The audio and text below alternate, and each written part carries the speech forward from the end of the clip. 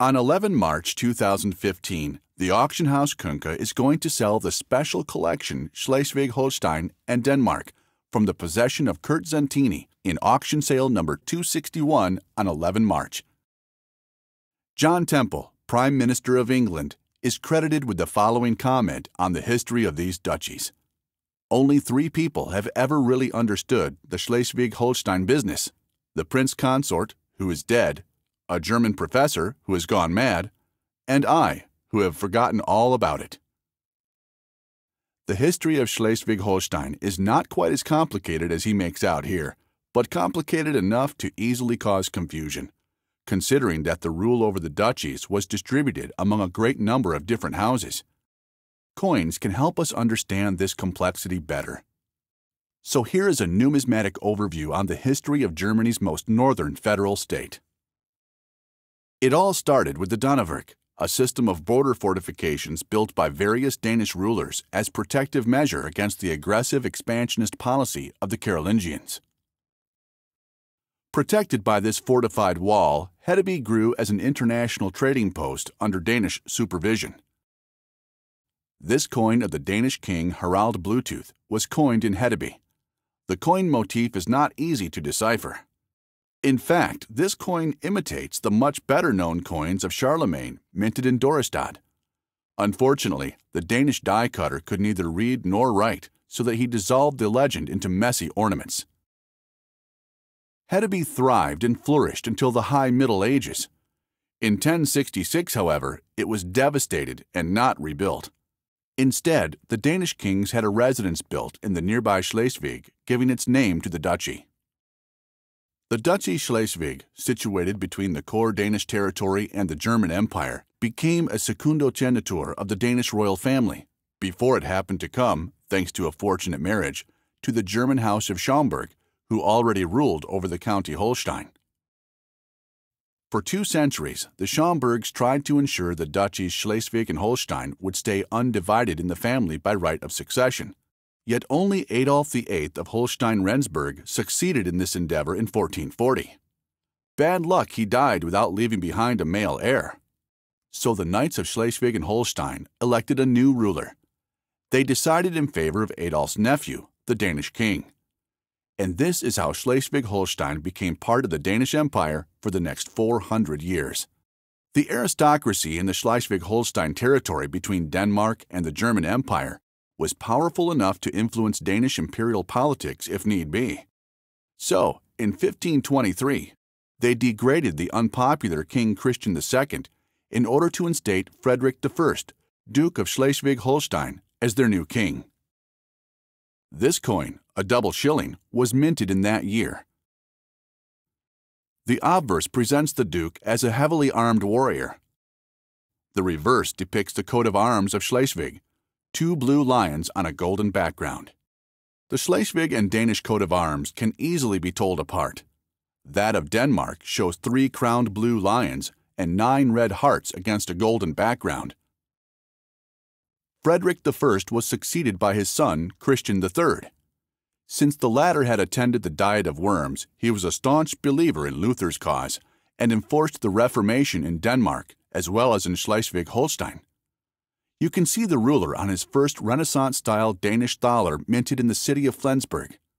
On this portrait, the Duke combines his armor with a fashionable beret.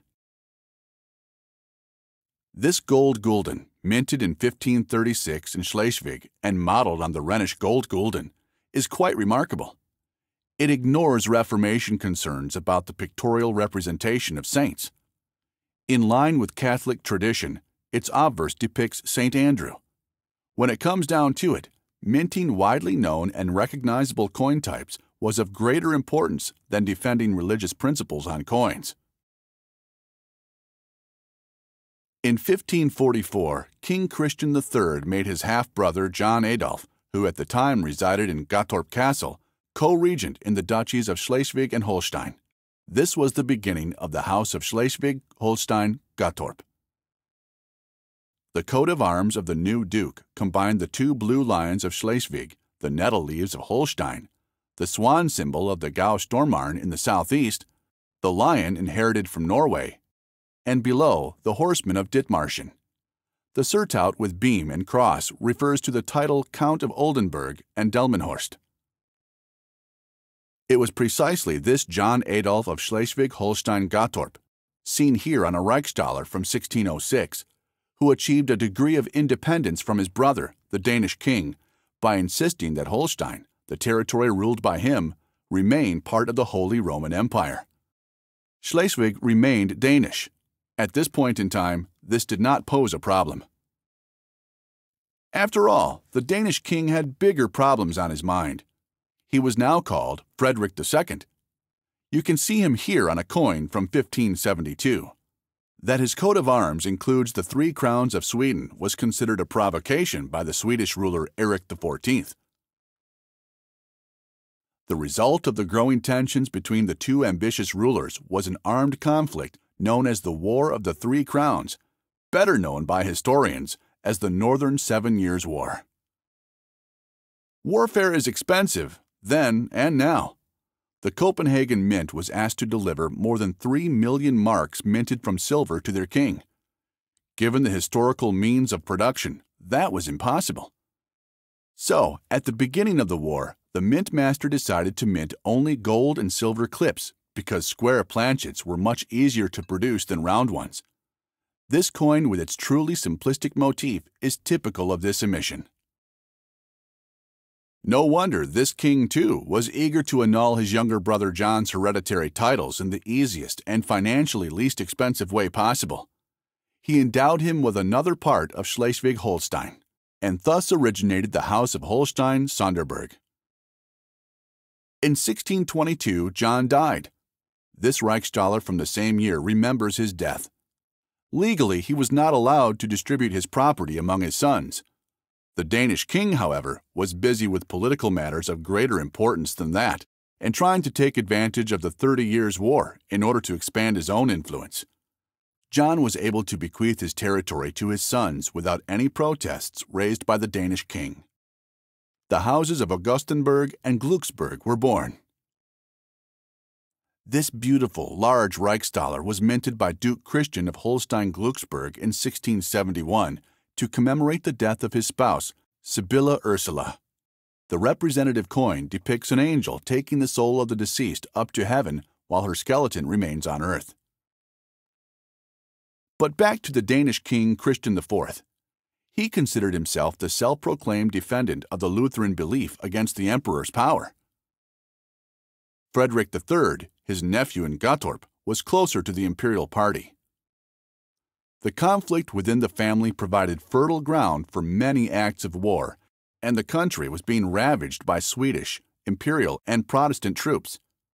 The 30 Years' War left the duchies devastated and the Danish king considerably weakened. Against this background, Frederick III of Holstein-Gottorp succeeded in achieving his duchy's independence from Denmark.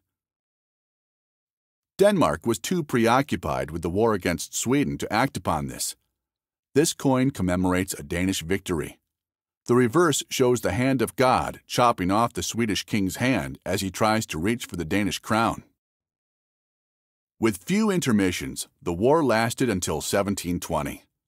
The Treaty of Fredericksburg was only signed by Frederick IV on 14 July 1720. You can see the king on this Spezia-dollar from 1704 with the famous Order of the Elephant. The peace treaty assigned the whole Duchy of Schleswig to him. The loser in this agreement was the Duchy of Gottorp. Reduced to the territory of Holstein, the debt-ridden petty state lost all significance. The Treaty of Fredericksburg secured 80 years of peace. During this time, the Danish kings engaged productively in a number of economic activities. This double ducat minted from Guinean gold, which on its reverse depicts Fort Christianborg, bears witness to this economic success. The citadel had been built by the Swedish in modern-day Accra, the capital of Ghana. In 1658, the Danish king succeeded in taking Christiansborg. Look how proud the Dannebrog declares that the Danish owns this fortress now. The Danish king many times proudly remembered the fortress of Christiansborg on his coinage. In the 18th century, Schleswig-Holstein was fully brought under the control of the Danish king. Even though a chancellor resided in Gottorp, Schleswig was administered by the German chancellery in Copenhagen. The chancellery in Glückstadt was in charge of Holstein. The Napoleonic Wars ended the economic golden age. It ended with devastating losses for Denmark, the state bankrupt, the fleet destroyed. Beyond that, Denmark had to convey away Norway to Sweden and Helgoland to England. What is more, Frederick VI of Schleswig-Holstein had to face confrontations with a liberal-minded German national movement. Denmark, too, saw the emergence of a national movement. It demanded that the part of Schleswig up to the Eider be incorporated into the kingdom, a postulation which provoked much political dispute.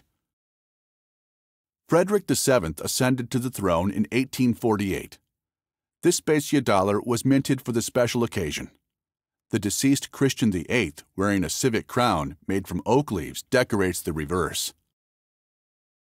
While Copenhagen was in the midst of debating a Danish constitution, German national-minded politicians in Schleswig-Holstein felt inspired to join the revolution taking place in the German Empire. They would have agreed to recognize the Danish king in personal union as Duke of Schleswig-Holstein, but the king had rejected the offer. His agenda was incorporating Schleswig into his imperial federation. The situation escalated, but the ensuing war ended in 1852 only with the status quo antebellum. The Danish were still eager to annex Schleswig. The Germans increasingly considered the Schleswig-Holstein issue a national matter. When Christian IX ascended to the throne in 1863, Bismarck saw an opportunity and began the First War of German Unification. In the same year, Holstein was occupied without combat. The Battle of Dibbau brought Schleswig under Prussian control on 18 April 1864. Denmark lost his duchies, the equivalent of 40% of its territory and a third of its population. Thus ended the 400 years of personal union between Schleswig-Holstein and Denmark. We, the auction house Künker, would like to invite you to our March auction sale 2015. If we have sparked your interest in the Zentini collection with this film, we cordially invite you to join us at our auction sale 261 on 11 March. Please do not hesitate to contact us should you have any further questions.